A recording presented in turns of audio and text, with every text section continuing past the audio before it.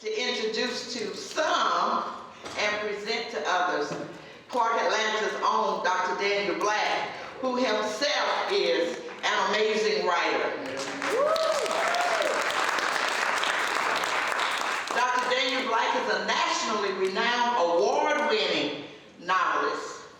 His works are inspired by African-American life, history, and heritage in the South, encompassing themes of race, religion, sexuality. Upon graduation from Clark College, now Clark Atlanta University in Atlanta, he was awarded a full fellowship to Temple University, where he earned his master's in 1990 and doctorate in 1992. Did that in 2 years. Both in African American Studies. Black also earned the prestigious Oxford Modern British Studies Fellowship, leading him to study at Oxford University in 1987. He studied under Sonia Sanchez, who many consider to be the Poet Laureate of the Black Arts Movement. Black, who lives in Atlanta, is a professor of African American Studies and English at his alma mater, Clark Atlanta University and Morehouse College, where he has mentored burgeoning writers and scholars since 1993. Black is also the founder of the Ndugu and Nzinga Rites of Passage Nation, a mentoring society that teaches character and principles to African American youth. Now, Dr. Black, who is my good friend, has written how many novels? 6, 7, 8, 9, 10? Incredible novels, starting with They Tell Me of a Home. He shared with me the novel in manuscript, which I was reading on my way to then Professor Willie Todd's play that was being presented in North Carolina at the National Black Playwrights Festival. Throughout that trip, I was on the phone with Daniel Black laughing, crying, laughing some more, crying some more as I read They Tell Me of a Home. And every novel that has followed that novel has been just as exquisite. And each novel I read, I say, is my favorite until I read the next novel. I've had the pleasure of teaching Perfect Peace, which engenders the most amazing conversations. And of course, his novel, The Coming, which is a retelling of the enslaved, Ma'afa, being in the enslaved ship. If you all have not read The Coming, you do owe it to your spirit and to your ancestors to read that novel. And of course, he has published Black on Black, a collection of essays. And if you've ever heard Daniel Black speak, you know he has a lot to say. And he does that brilliantly in Black on Black. So, without further ado, I bring Dr. Daniel Black to the stage, and he will have the honor and pleasure of introducing to some and presenting to others Edward Stanchicott, whose writings have, like Dr. Black, every novel I read is my favorite until I read the next one. I had the honor and privilege of teaching Breath, Eyes, Memory this semester. We went to dinner last night, and I respectfully waited until she had finished her dinner and pushed her plate to the side and said, "Bam, here are all my books. Please sign them for me." I got those out the way, and she very graciously signed each and every one of those books. Dr. Daniel Black.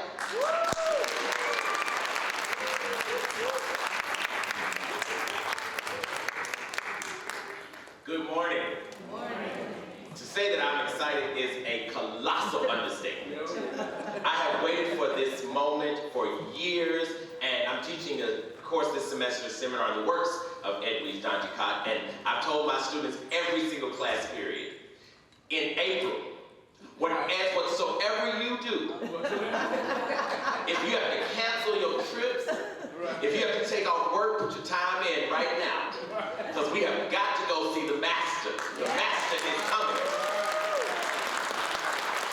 And here she is. Yes. An Oprah Book Club selection. Crick Crack. A National Book Award finalist. The Farming of Bone. Yes, you can cheer wherever you get in. The Dew Breaker. Yes. Brother, I'm dying. Yes. Claire of the Sea Light. Create Dangerously. And Everything Inside, a Reese's Book Club selection and National Book Critics Circle Awards winner. She is also the editor of The Butterfly's Way, Voices from the Haitian Diaspora in the United States, Best American Essays in 2011. She has written 7 books for children and young adults, including Behind the Mountains, 8 Days, Mama's Nightingale, Untwined, My Mommy Medicine, and the list goes on and on and on. Her memoir, Brother, I'm Dying, which we just finished last week, yes, was a 2007 finalist for the National Book Award and a 2008 winner of the National Book Critics Circle Award for autobiography. Edwidge Danticat is the 2009, one of the 2009 MacArthur Fellows. 2018 Ford Foundation Art of Change Fellow, a United States Artists Fellow, a 2-time winner of the Story Prize, the winner of the 2018, I'm sure I'm not gonna say this right, Newstad International Prize. Yes, the 2019 St. Louis Literary Award. She's won award after award after award after award. The truth of the matter is Edwidge Danticat has literally shaped the American imagination. Yes. Edwidge Danticat has presented to us different ways of seeing, different ways of knowing, different ways of understanding, and she has insisted that we see the beauty, the brilliance, the vitality of Haitian people, Haitian culture. Yes. The truth of the matter is we will read Edwidge Danticat for centuries and centuries and centuries and centuries to come. She has touched and shaped, I'm sure, every single writer in this land and probably in every other land as well. We're going to absolutely make her know that she's at Clark Atlanta University because we're going to give the greatest, the most thunderous applause for the baddest sister on the planet, the literary queen herself. Ladies and gentlemen, I present to you Edwidge Danticat.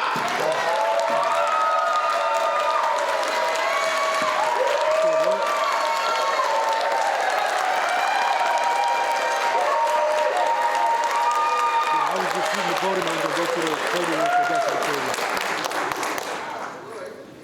Oh my Lord. Good morning, y'all. I want to say to Dr. Black, y'all crazy. Thank you all for coming this morning. And thank you so much for that incredible introduction. Thank you, Dr. Bass. Thank you.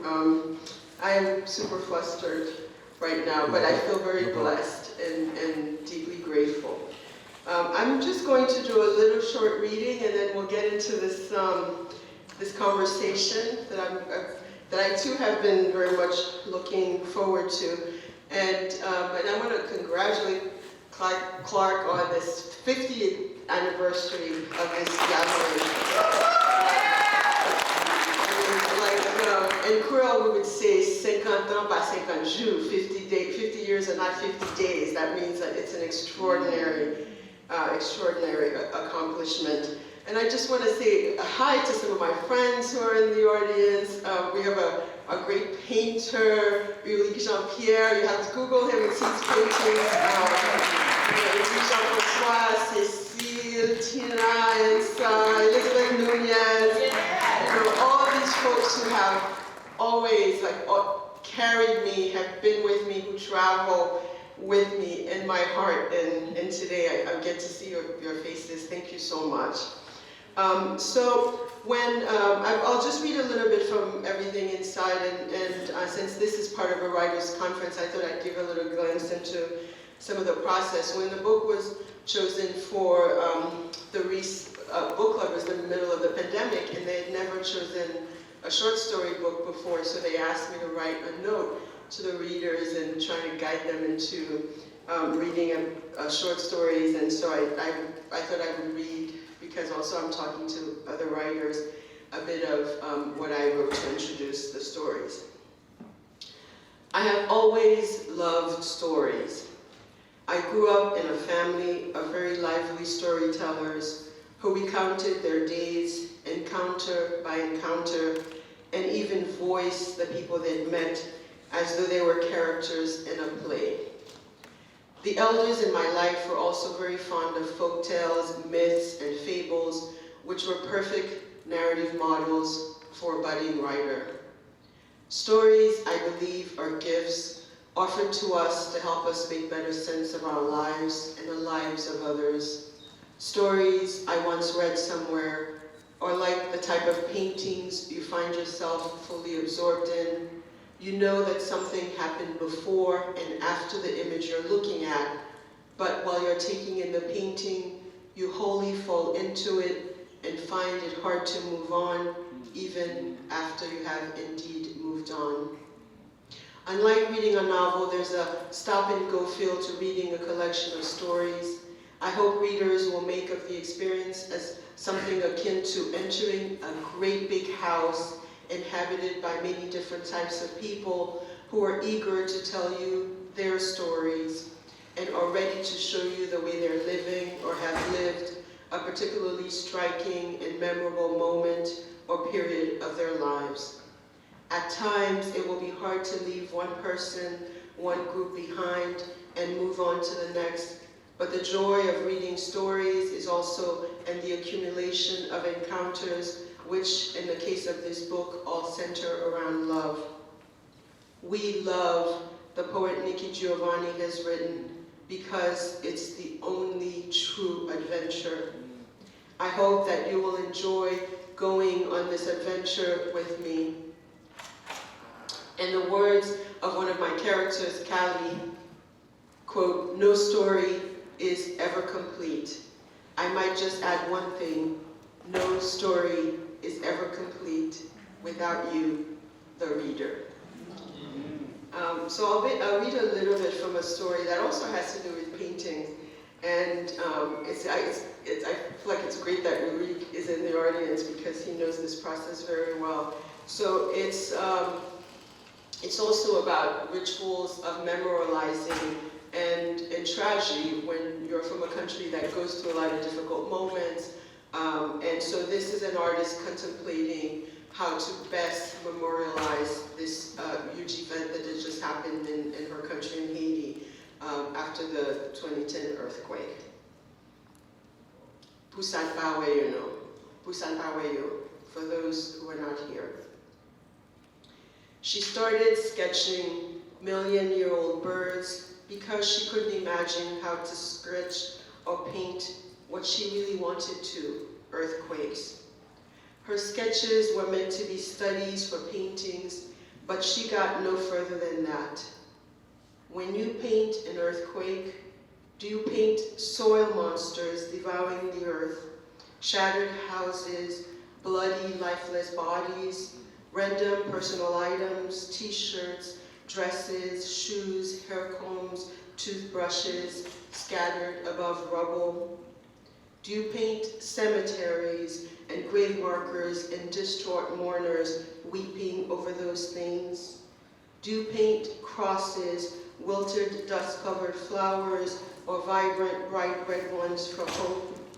Do you write messages on your canvases in case anyone misses the point? Or do you sketch your lover, his dead wife, and their dead baby daughter, a photorealistic work based on another online image that could easily be mistaken for it? Except in your sketches, their iron designer clothes become feathers, and apart from their legs and faces, they become birds. The night of the earthquake at the college hall, where she asked a group of students to meet, a singer, Wowo, asked if anyone happened to have a rope. No one did, so some of the men offers their neckties and a few women their scarves. Wowo asked for help in tying the ties and a few scarves together until they formed a table-sized cloth circle in the middle of the room. This we are now the epicenter of this earthquake, Rose said, and we are going to fill it with our love. This was not exactly what she wanted, needed, and nearly everyone seemed as disappointed as she was that Lowell had not provided them with a more meaningful ritual, with something unique and specific like prayers, hymns, or psalms to recite, or soothing refrains to chant. This was supposed to be their spontaneous porta fidel, their transient door of faith, their sudden sanctuary.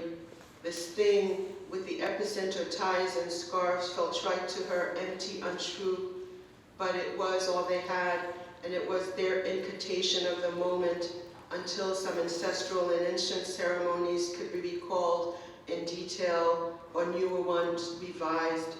Another type of priest, Ugan, cantor, vicar, or layperson might have performed a different ritual, but the basic idea would have been the same: to try with will and desire alone to influence something you could not. Roel then brought out a bottle of Haitian rum, and while pouring it in the middle of the circle, everyone said over and over, Pusan Pawayo. Anita too joined in, mouthing though not really wanting to, for those who are not here, for those who are no longer with us. Pusan Pawayo, Pusan Pawayo. Merci. Thank you.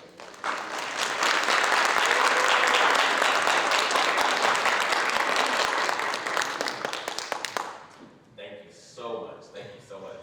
In preparation for this, again, I'm teaching a class this semester in your work, and my students submitted all kinds of questions to ask you.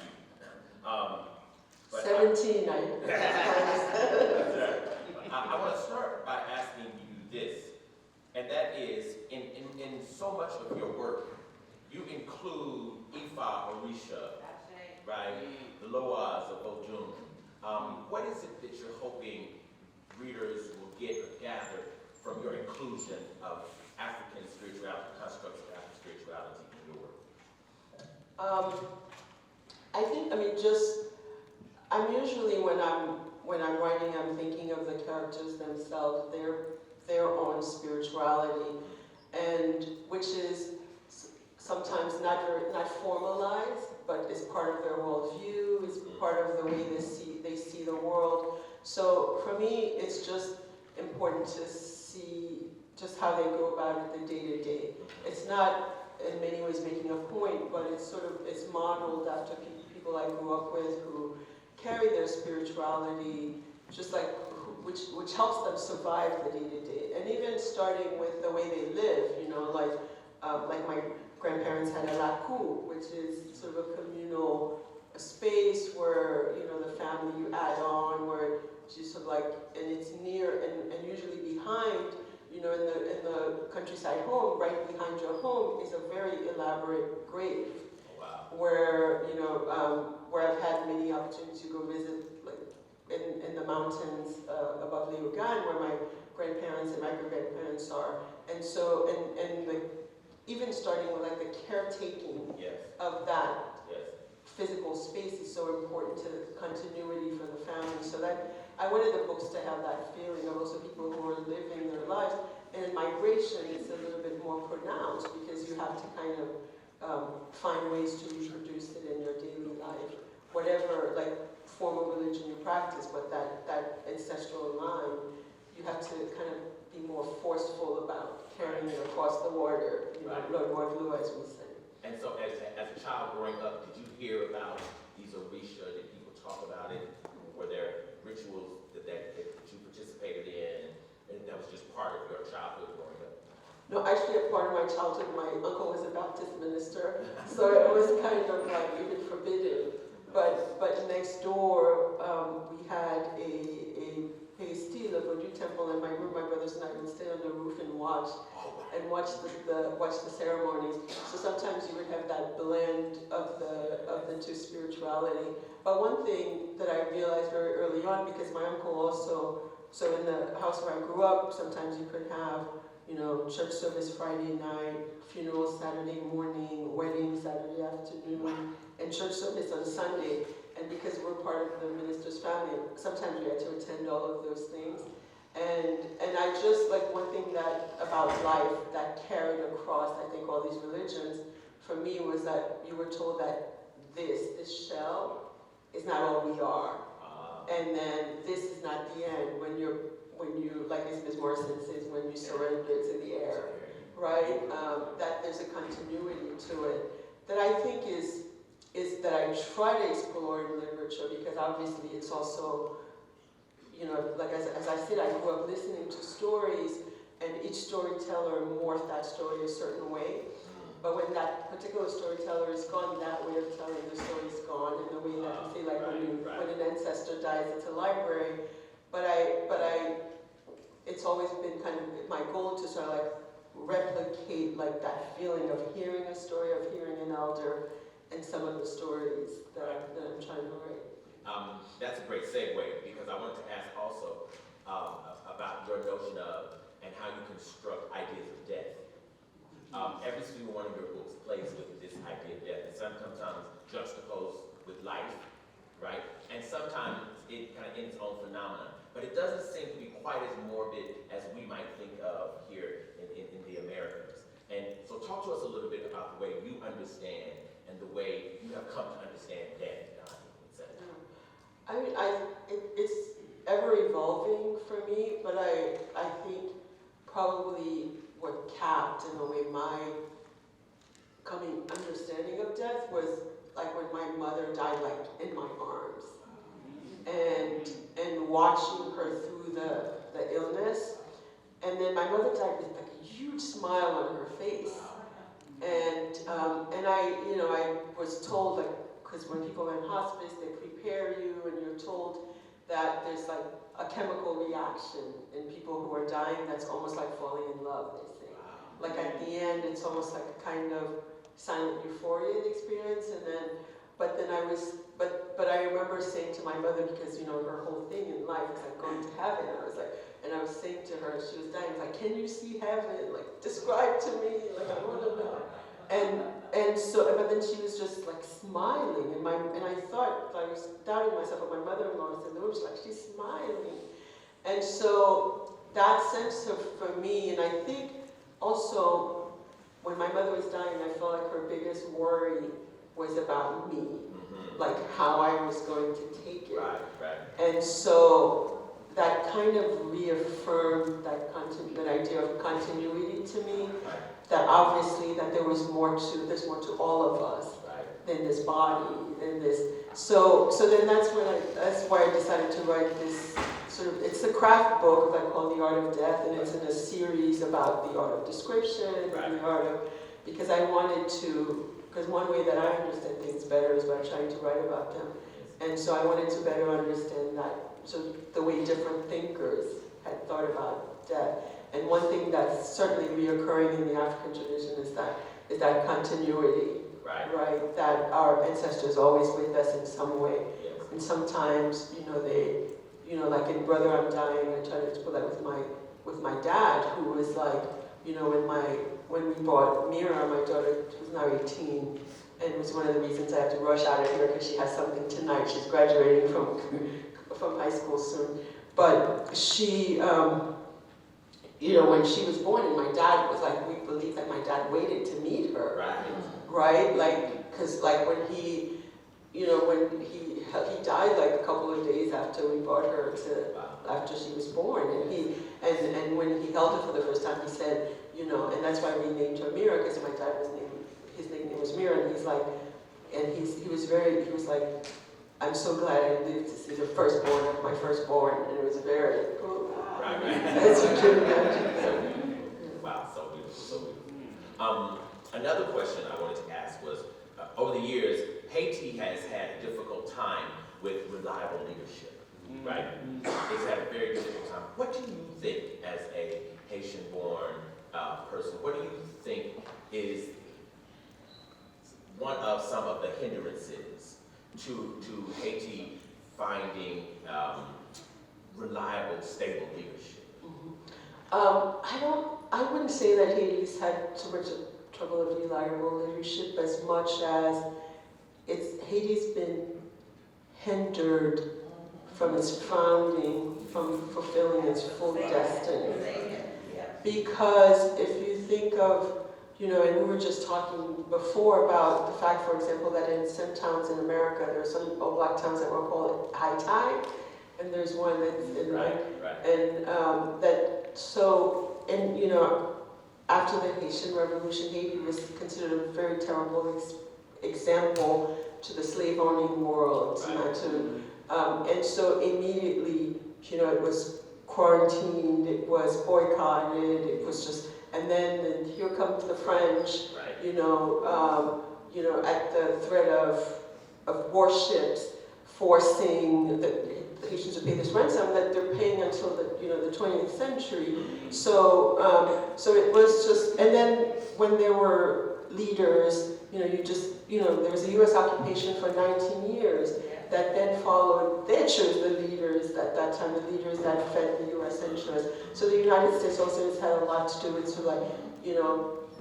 coups against the leaders, the majorities of Haitians choose, and then putting on people they like, to this moment, to this day, supporting people who don't have the country's interest in mind. So it's been, I think, an ongoing struggle for Haiti since this independence, which considered how dare these black people, create, this was the first place in the world where enslaved people overcame the people who wanted them and created their own republic. So it's, I would hear when I was going, people say it all the time, but the older you get, you're like, yes, to this day it's an active program to be like, you cannot succeed because otherwise then white supremacy is wrong. Otherwise, Absolutely. Right. I'm going to change gears just a little bit and ask about your writing process. Are you a writer who writes every day? Do you write every hour you get? I used to be, and for the writers here, you will realize there are all these different stages in your writing based on the life that you have. And Tiffany, who was here yesterday, we text about this all the time because she's younger in the motherhood than I, her kids are younger, so we always talk about this balancing the motherhood and the writing. So before I was married and had kids, I was a binge writer. So I don't know how you do it. So I would just, if I had something, I would just try to lock myself in and just write and write. I would ignore my calls, ignore everything and just do it.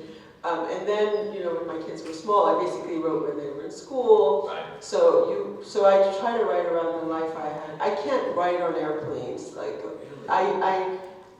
have a stack of magazines that when they come to my house, I was like, that's my airplane reading. So I do that on airplanes. But what kind of writing? But you're writing around teaching. Right. Which is another level. Yes, I never get 5 free hours. Yeah. But I find time. I can write on a plane. Mm-hmm. I can write on a plane.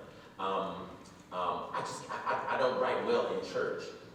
Well, I used to read romance novels in church. God forbid. when I was a kid. I folded them inside my Bible. But you shouldn't be writing in church, anyway. That's right. I'm hiding behind the piano. What has been the most challenging of all your works to write? Brother, I'm dying. Yeah, it was the most challenging because because I felt even when I was writing it, I was like, if I write nothing else, this is the book I would have wanted to write because because I feel like my children will be reading it, their children will be reading it. And I was writing, I had never written a book like that and in the heat of it.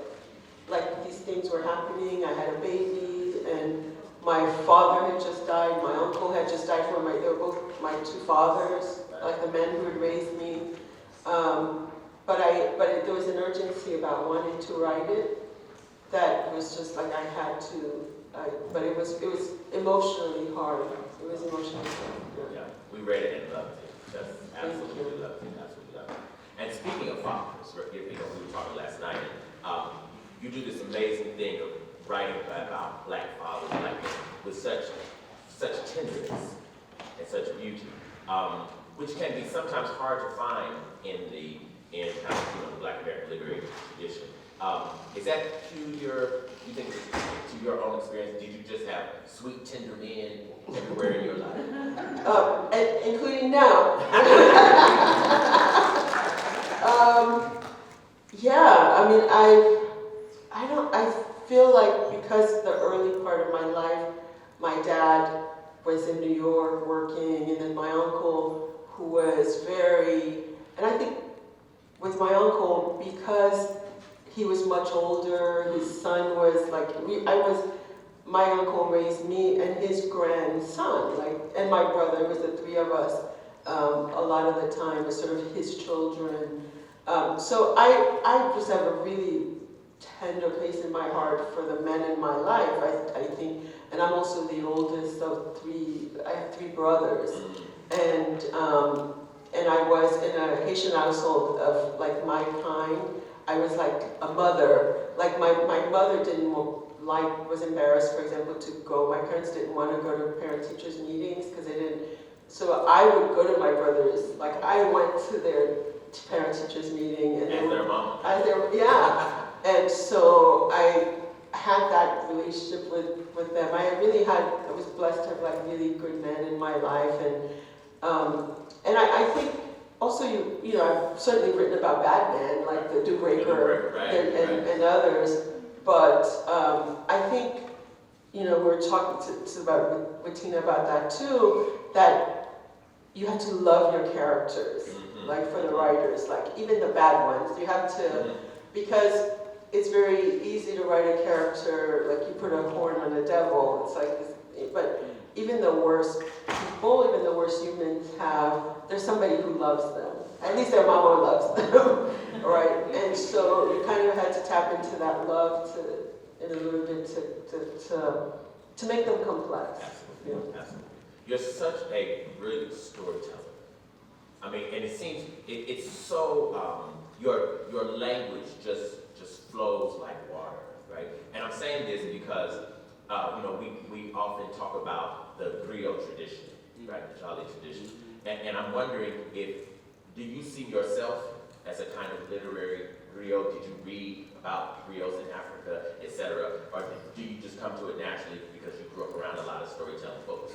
Yeah, well, thank you for that. Definitely, I always tell people like my best writing teachers were the people who told me stories when I was a kid.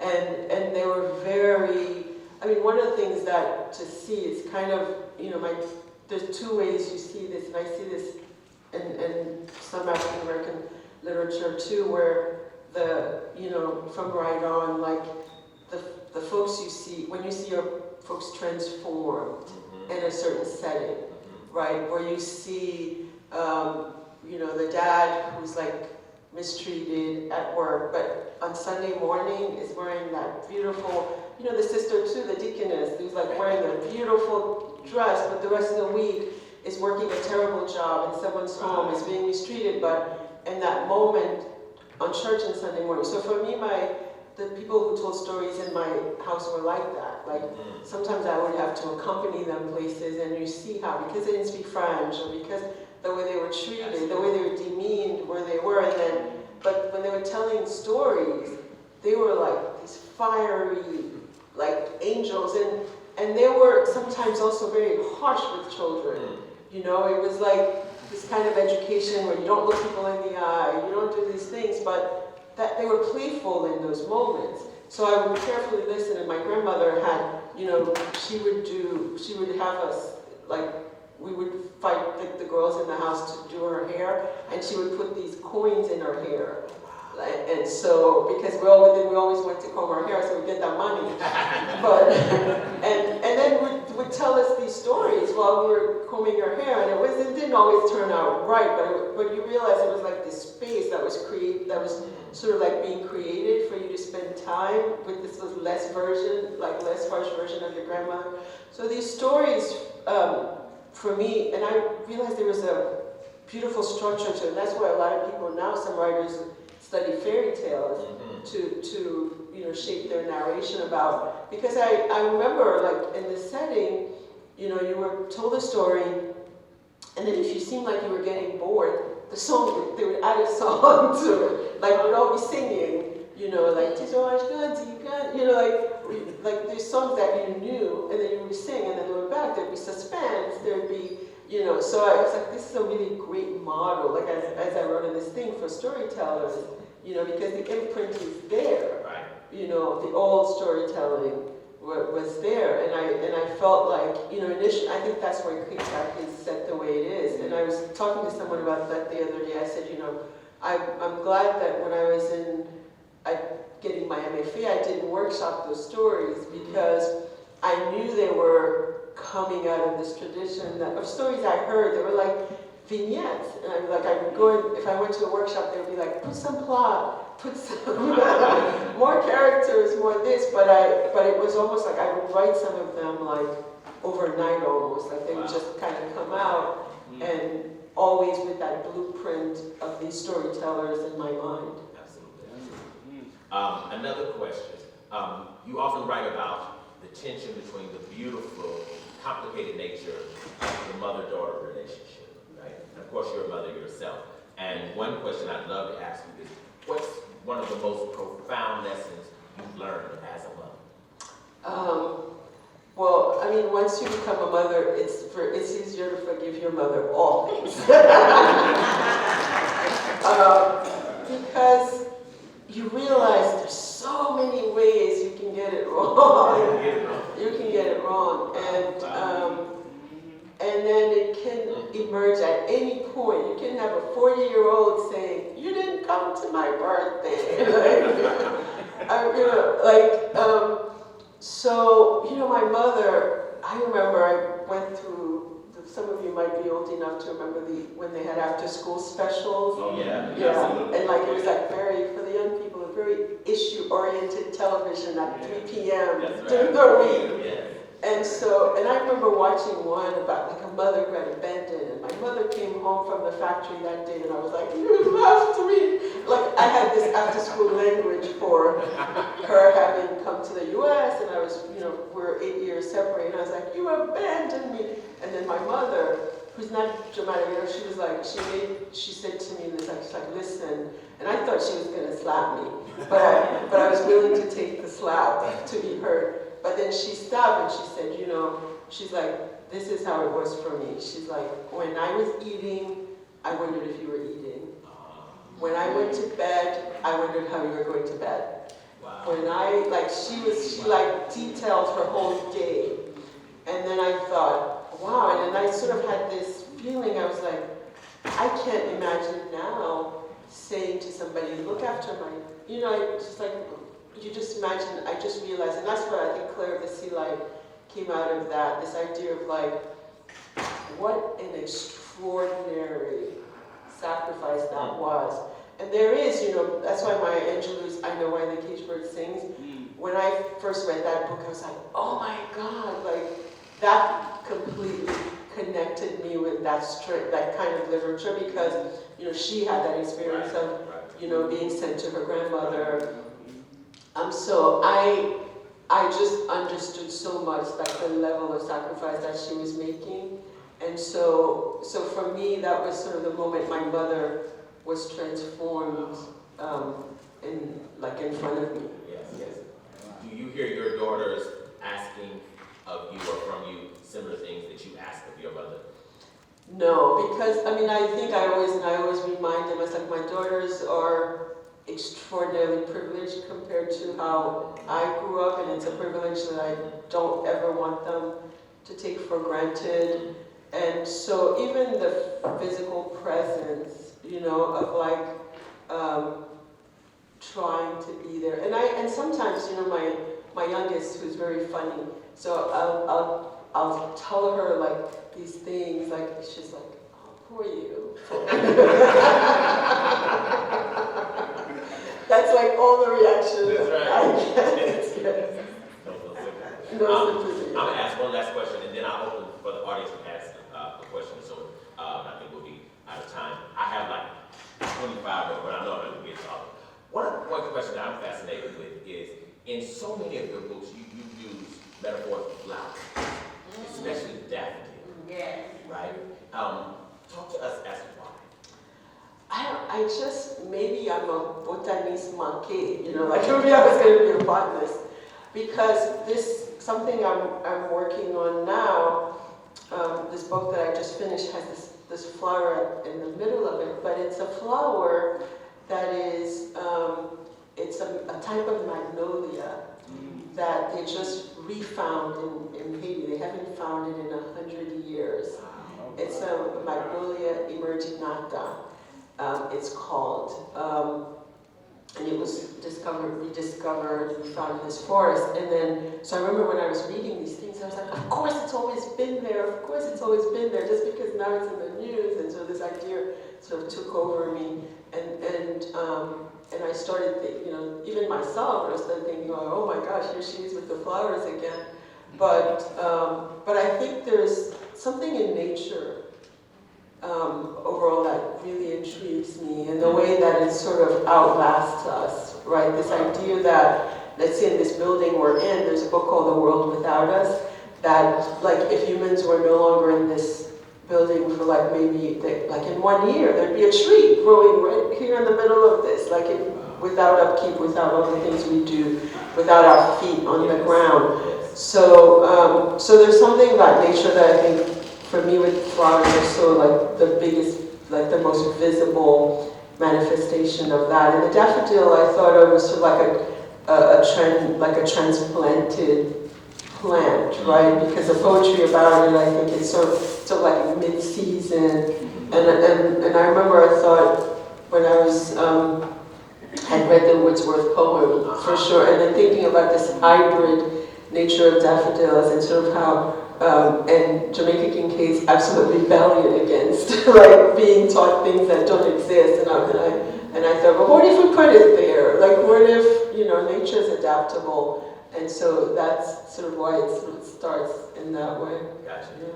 One last quick question: what have you not written about that you would love to write? So many things, but I won't say it. A lot. I mean, I think there's so many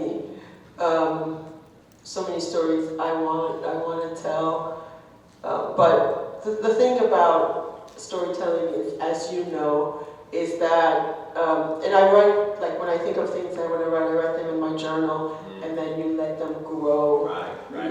You let them grow.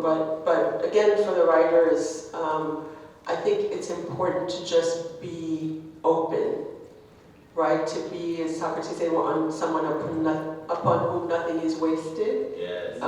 So now, as part of my practice, like if I see something that catches my eye, like you just take a picture on my phone, Right. like, or you just try to note, like, and then maybe to always have that openness, Right. in terms of, because the ideas change, and the more you write, as you know, the more you're like, oh, I have this great idea. Oh no, that's book 3. Absolutely. Right? Absolutely. Yeah, and then so now you have to dig deeper. That's right. For things, because you don't want to see the same things over and Right. over. And I think that's why sometimes too, the more you write, the more you've been writing, the longer it takes to produce things. Right.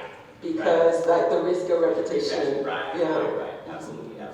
Let me also say that the incredible young lady who started this program is actually the chair of our English and Foreign Languages department. She did not identify herself as Dr. Georgine Bess Montgomery.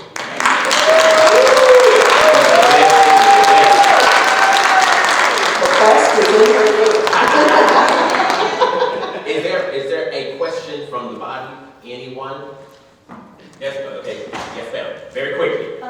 Good morning, my name is Candace Thornton. Thank you for Breath Eyes Memory. It tore me open. But my question to you is about your thoughts on how to use memory as a narrative strategy, but also like the relationship of ancestral veneration or commemoration through this memory as narrative strategy. I mean, I think our elders, at least the way I've seen different people, the different elders do it, it's just part of like natural storytelling. So you could be sometimes, I think I try to build in terms of using memory as narrative, or just build it around certain rituals.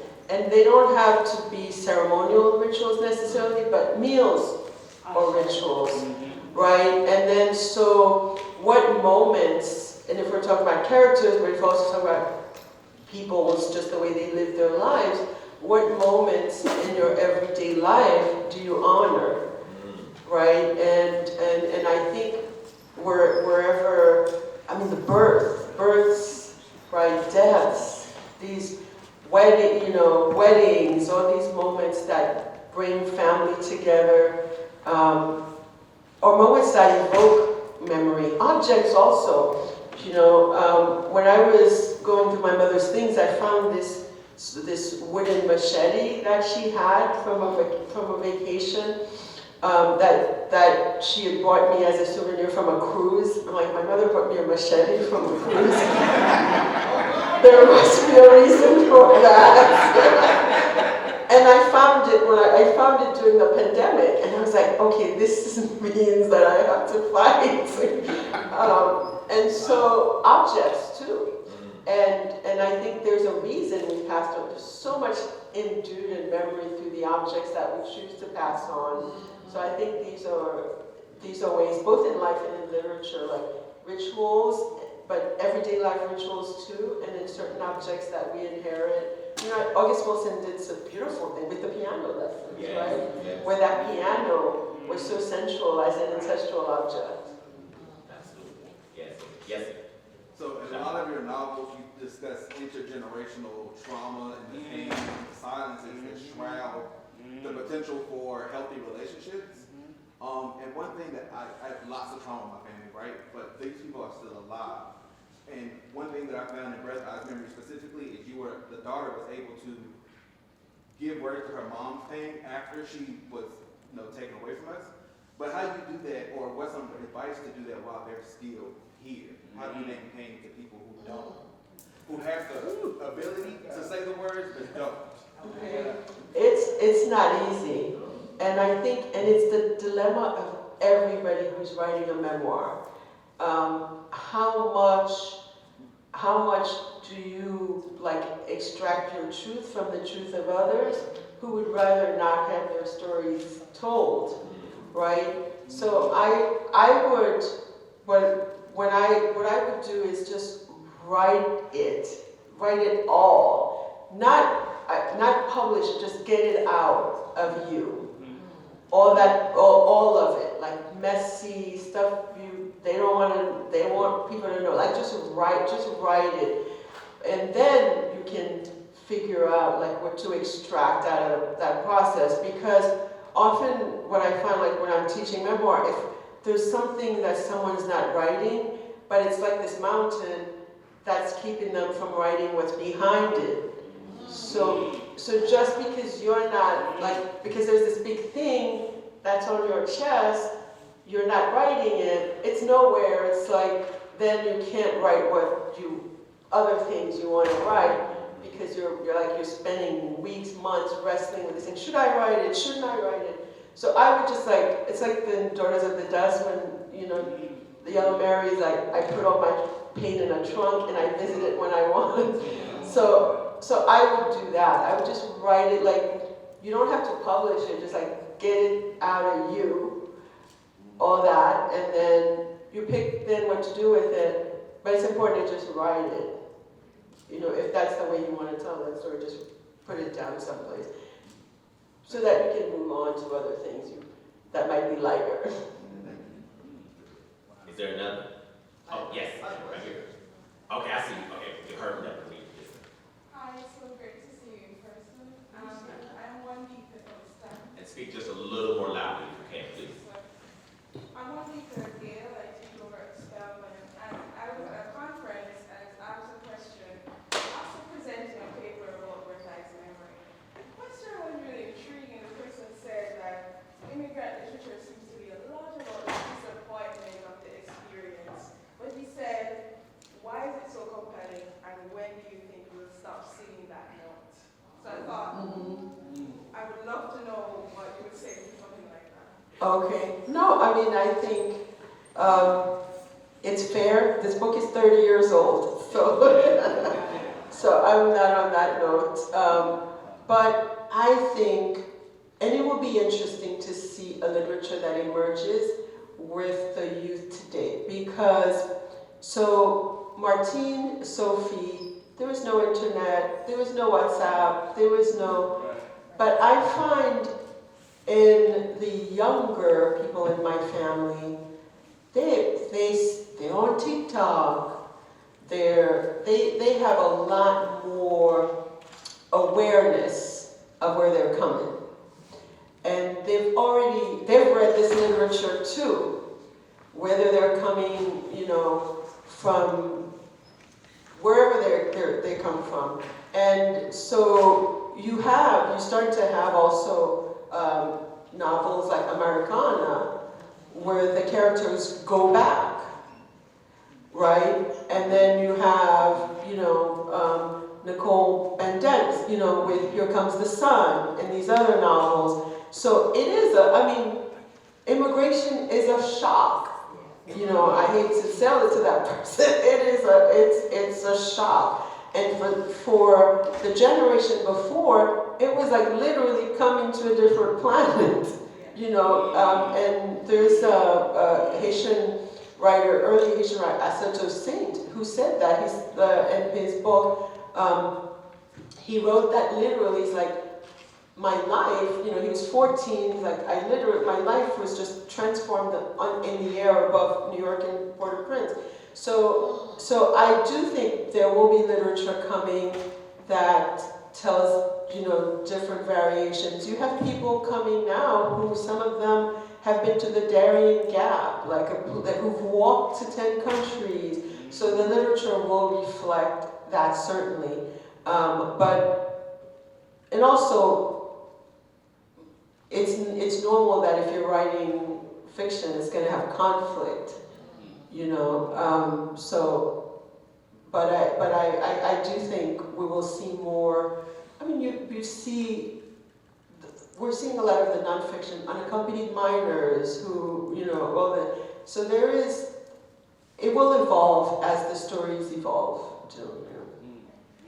Yes, ma'am, right here. So first of all, I love your writing. Can you stand, please? First of all, I love your writing. Thank you. Thank you. So I think a lot about how Black women's writing shows practical pathways to healing. Is it important for you as a writer to show ways that Black women can find healing, or do you think sometimes it's okay to leave it messy so that we not necessarily have an answer and we really make that the beginning of discourse in everyday trauma that Black women experience? Thank you so much. I think it depends on the character. There's several versions of us as Black women writers. You want to be helpful in community. But I think there's a way also where you want to write the best story that these characters can. So if your characters are the kinds that will seek healing, then naturally those pathways will emerge.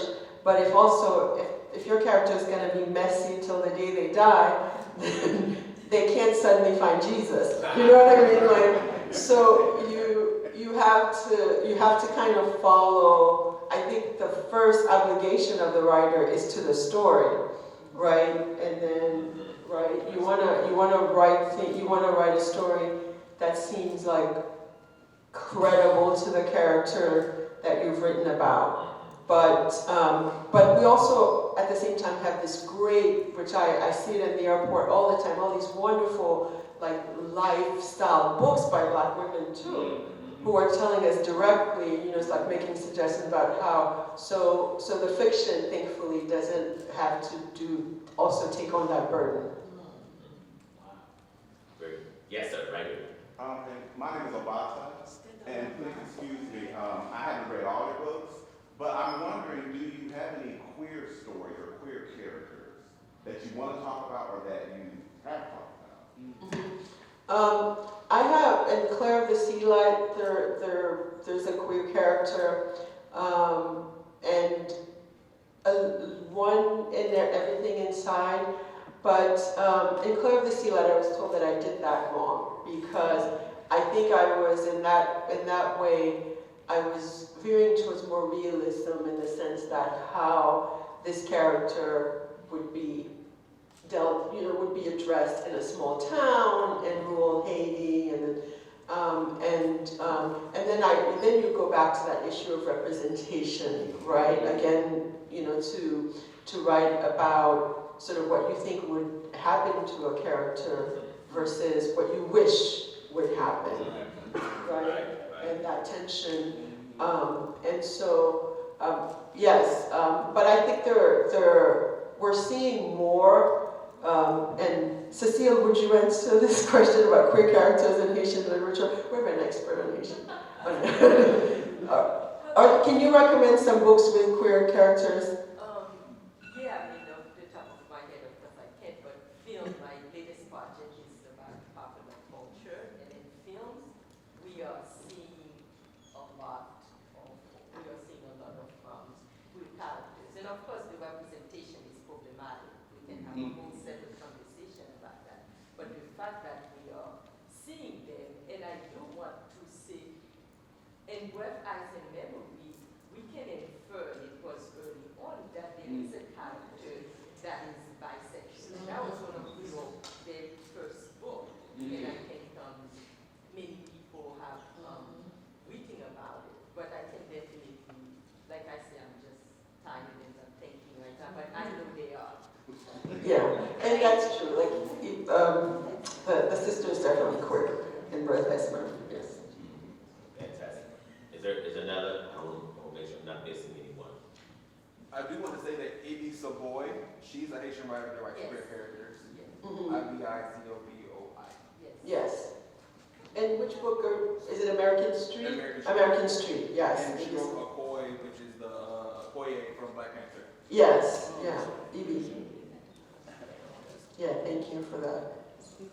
Well, what I want to say on behalf of the English department here, on behalf of all of us at Clark Atlanta University, on behalf of these amazing students, seriously, what you have offered to us is the level of that sacrifice. I feel like what you were talking about, that mothers often give, and that sacrifice has filled us with literature and with stories that in so many ways help us to love ourselves. And I think when a literary tradition does that, it becomes sacred text.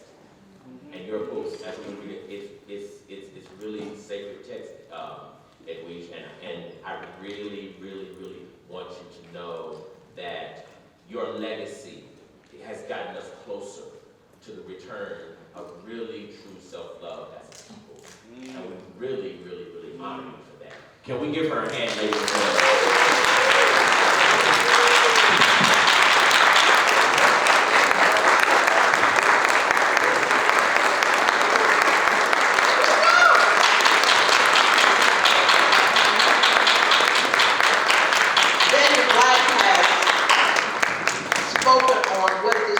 Workshop has been about when he talks about Edward Sandicott's text being a sacred text.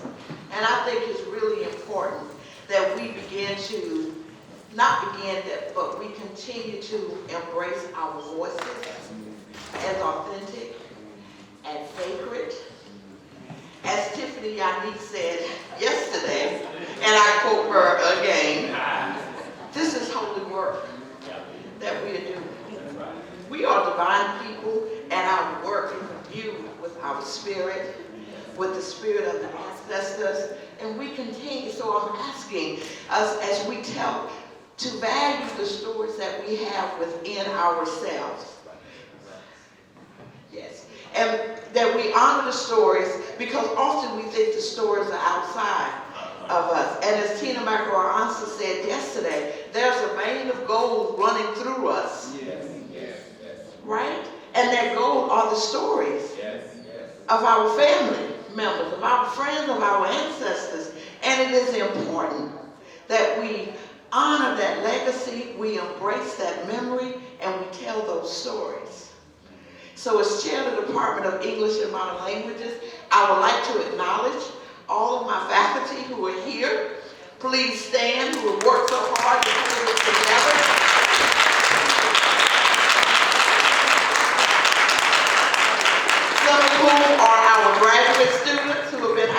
brilliant questions.